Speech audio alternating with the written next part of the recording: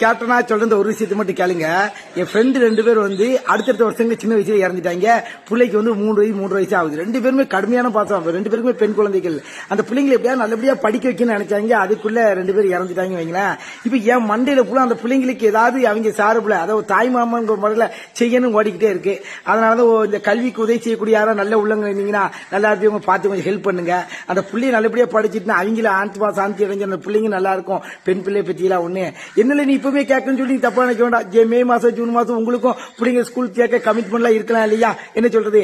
இன்னொன்னு எனக்கே பிரச்சனை டிப்பர்லாரி எழுத அளவுக்கு இருந்தாலும் என்ன அந்த பிள்ளைங்க ஊரார் விட்டு பிள்ளைய வளர்த்தா தான் பிள்ளை நல்லா வளரும் சொல்லுவாங்க. அந்த மாதிரி அந்த பிள்ளை மேல ஒரு அக்கறை, ஒரு நண்பனுக்கு உண்டான ஒரு சப்போர்ட், அதுக்காக தான் பண்றேன்.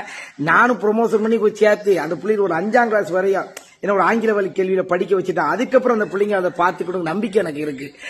யாராவது செய்யணும் நல்லபடியா ஹெல்ப் பண்ணணும்னு நினைச்சீங்கன்னா, கல்விக்கு செய்யணும்னு நினைச்சீங்கன்னா தாராளமான முறையில கேப்டனை கான்டாக்ட் பண்ணுங்க. நல்லா இருக்கும் அந்த பிள்ளைங்களும், நீங்களும் உங்க குடும்பமும் நல்லா இருப்பீங்க. சரிங்களா?